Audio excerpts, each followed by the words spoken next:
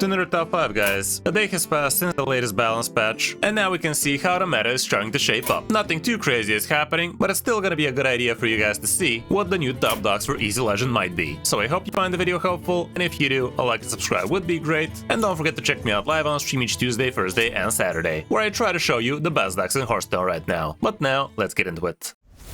You are not prepared!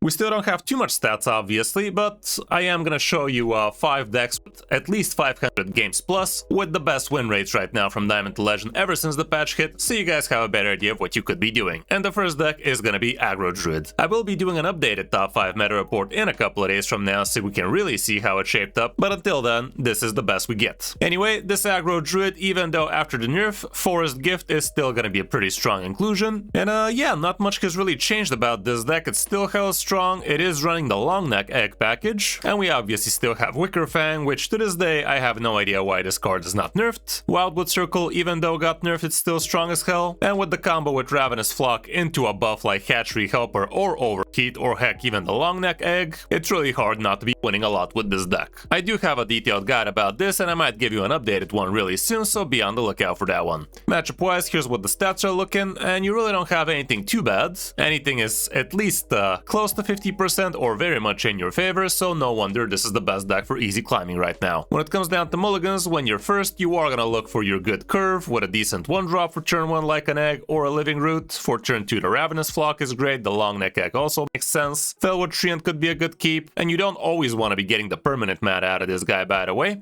The Hatchery Helper, if you already have the Ravenous Flock online, would be great. Wildwood Circle, nice and early, is also amazing, so you can only have a couple of cheap cards in between it, and depending on the hand, even Innervate it makes some sense. On the coin, again, look for the same stuff and you should be fine. For other good Druid decks, Mirror for Druid is still pretty strong as well, but this is the list I'm showing you. 61% plus win rate, definitely strong as ever. And we have several different iterations of it. This is supposed to be from the last day and something, so these are updated stats. Because if we go for 7 days, obviously we're gonna see some insane numbers here, like 11,000 games and so on and so forth, so it must be true. But yeah, Mirror for Druid is also up there. It has several different viable options, and Big Druid is also a deck, but definitely not very good. Next up, we have another aggressive mindless deck like Bubble Pally. Well, this is the little bit slower version with the Gelbin package with the auras, but all around you're still gonna be decently quick with this one. We do have strong end turn effects like Nasdormu, like the Spearheart Sentry, as well as the Scalebreaker Bulwark, and yeah, the rest is basically a lot of the aggro Pally action with a decent early game potential. The Sheltered Survivor can help you actually pull off a flight maneuver sooner than you're supposed to if you have something chunky in between it. And yeah, at this point this is a pretty staple deck. Nothing too crazy happening about it, so no need to talk about it too much. I definitely have plenty of guides about several different iterations of this deck, so give those a check. When it comes down to matchups, again, nothing very polarizing for it, at least on the negative side. On the positive side, you have some pretty good decks to be farming, so there's that, but things like Aggro Pally and Face Hunter and heck even Spell Demon Hunter are slightly on the negative, but nothing too crazy. When first, obviously always look for the Violet Treasure Gill. The turn 1 Twilight Egg or Righteous Protector could be fine. Holding on to a quick flight maneuvers, especially if you already have cheap cards in between it, would be amazing. Acceleration Aura straight out to keep if you don't have Treasure Gill already. Pass Nomergan could be decent. The Maul could be worth it. Curving into the Spearheart Sentry in some cases would be nice. And the Sheltered Survivor, if you already have flight maneuvers, would be a good idea. On the coin, it's not much different. Again, maneuvers would be great, the sooner the better. The Violet Treasure Gill still MVP. Some of the 1-drops could be worth it. It's literally the same thing, but some of the 4-drops might also become a little bit more tempting. As for other Pally decks, this is the one I'm showing you, 60% plus win rate, again above 500 games, and we also have several other versions of the Aura Bubble Pally. But something strange is happening here. Where the hell is the faster aggressive Pally? Could have sworn it's still gonna be strong as ever, like why wouldn't it be? Right now, Silverhand Pally is here. I guess it has enough games to show, but nothing too crazy. Imbue Pally is still pretty dog water, but there's no real just aggro flight maneuvers Pally shown here, so I guess we're gonna have to wait a couple of more days and see the real stats.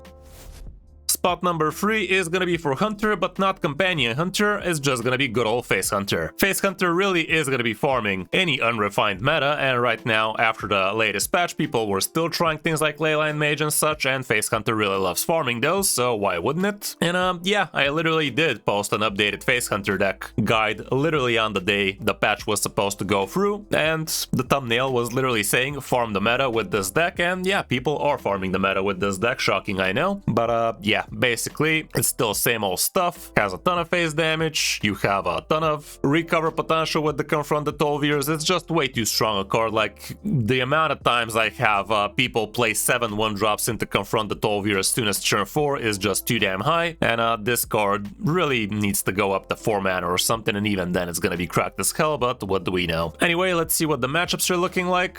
Spell Demon Hunter is not gonna be your friend for sure, but haven't seen too many Spell Demon Hunters lately, by the way. I feel like people have been getting tired of the deck. God knows nerf didn't really change all that much. If you manage to find Herald Death Knights, those might be a little bit troublesome. Same can be said for Priests and the Control Warriors, and heck, even Dragon Warrior, because the 5 mana, 5 armor, 5 damage worm is just too damn good. When you're on the play, you are gonna be happy to see your Quell the Ray Fletcher for sure. On turn, when you get to start hero powering for free, the Railer is also gonna rail a lot of people. Sizzling Cinder is great, Raptor Nurse, basically any 1-drops would be great, but the bigger the better. And if you already have yourself a couple of 1-drops, holding out Confront the Tolvier, also pretty good idea. Some of the Sylvana Sisters might make sense, especially against particular matchups, and again, depending on the matchup, Wound Prey might be worth it. Tracking I wouldn't really hold on to, unless I already have a better turn 1 play, but if you have, let's say, Quell the Ray Fletcher, Tracking, and Confront the Tolvier, in that case, yeah, why not? Or, on the other hand, if you have Fletcher, Railer, and Tracking, again, could be a worth keep, so you can actually fish out the Confront the Tolvier faster. What I'm trying to say is, Tracking is not a great thing to be doing on turn 1, you really want to be building some pressure, and on turn 2, I guess you could go Tracking plus another good 1-drop, but on turn 1, you want to be building a board. On the coin, again, same deal, so there's that.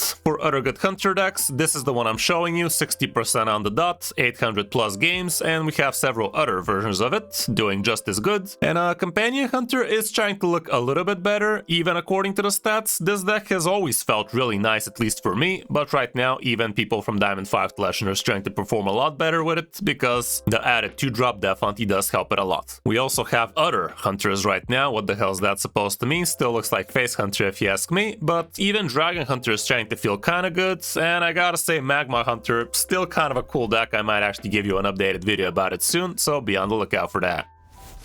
Spot number 4 still is gonna go down to Spell Demon Hunter. The deck is still pretty strong, even with the nerf, which really was quite the joke, not gonna lie. Like, Hearthstone has been very, very light on the nerfs lately, like dropping a single point of health and then a single point of attack of the Slither Drake and calling it a nerf. That was pretty funny now, wasn't it? And now, same thing with the Hounds of Fury, especially nerfing the lesser problem of the card, like the damage is what's really problematic, tempoing out so much damage. But to be fair, losing 1 health on this card is making it a lot easier for opponents like Hunters and such actually clearing it, because 2 health is a lot easier than 3. Other than that, the deck is pretty standard stuff. The Eternal Hold is still something I'm pretty weirded out about. It's not getting nerfed. Like, this card could have been up to 7 mana 2 months ago and nobody would have said anything, but Hearthstone has really been going with the soft touch lately for reasons unknown to me. This version does have a couple of Broxigar Last Stands with all the tokeny decks out there right now. No more Solitude in the best versions at least, but that was also pretty decent options back in my day. Matchup wise, here's what we have right now. Marifra Druid is gonna be a decent, let's not call it counter, but definitely favorable matchup for the Druids at least. And other than that, Egg Warlock and especially Egg Warrior is very good against this deck, so that is why you're gonna see a lot of Egg Warriors in top Legend right now. But other than that, everything else is hella positive, so it's a very easy deck to be climbing Legend with. When first, you want to get your good curve with the Sigil of Seas, the Time Lost Glaive is great, card draw with Grim Harvest, the Wyvern Slumber for extra tempo, the Portal could be nice even just with a hero power, curving into the Eternal Hold is a no-brainer, Sigil of Cinder helps, and if Horn of Feasting is already very easily outcastable to the left, should be a decent keep for you. Nispira is also decent, because the sooner the better. On the coin, again, same deal, but here things like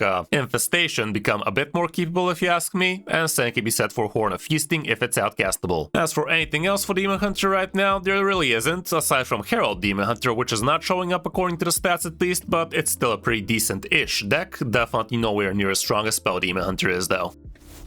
And lastly, we are gonna have Herald Shaman again, with a slapped in Hex in here with a couple of Lightning Storms, because there's simply a lot of aggro decks like Aggro Druid, Aggro Pally, and Face Hunter, so having yourself a good AoE board wipe would be a good idea. And everything else is basically the same deal as what I showed you from the last Herald Shaman video. We don't have the 1-mana Discover Yourself a Battlecry card, however, so there's that, but everything else is the same stuff, so check out the detailed guide if you want to hear more about it. Let's see what the updated matchups are looking like, and yes, Spell Demon Hunter is still not gonna be your friend, same with Face Hunter, which is gonna be a little bit too quick. Burn Mage might be a little bit quick as well, like Face Hunter is. Bubble Pally slightly on the negative, but the other stuff is pretty good, aside from Dragon Warrior, which is slightly on the negative again. When you're on the play, you are gonna be looking for your cheap Herald cards, your Egg would be great, the Wailing Vapor is decent, Witch's Apprentice is fine, Primordial Overseer, especially if you already have something like Ritual of Power or the 0-mana Static Shock. Curving into Flight of the Firehawk can also be worth it, and depending on the matchup, if you have a good curve already, maybe even a Lightning Storm. On the coin, again, try to be looking for the cheap Herald stuff, the cheap curve, that kind of stuff, and you should be fine. And here going second, definitely look for Lightning Storm against the appropriate matchups. If you're against a potential Egg deck, Hex obviously would be a no-brainer. Not much else going on for Shaman right now, so that would be it.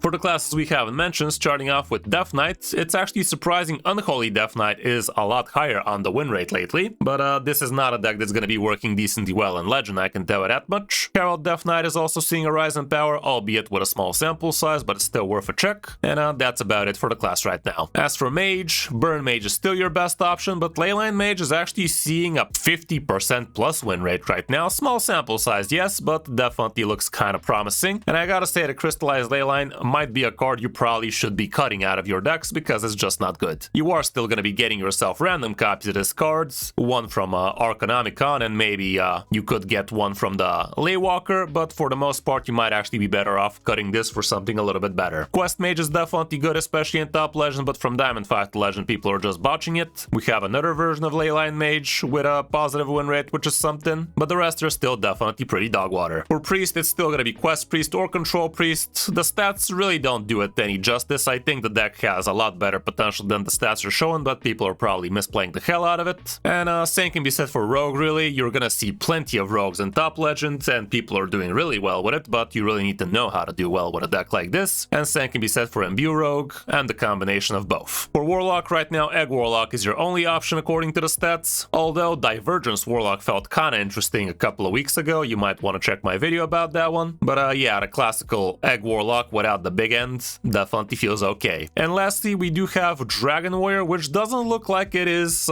doing as good as it used to be. Dragon Warrior was a really strong deck a few days ago, and I'm assuming it is going to remain really strong soon, but I think things like Aggro Druid are actually farming it a little bit too much right now, so there might be a problem over there. Egg Warrior, like I said, amazing against things like Spell Demon Hunter, so if you're facing too many of those, definitely check that one out. And Herald Warrior, also decent, but not as good as Dragon Warrior.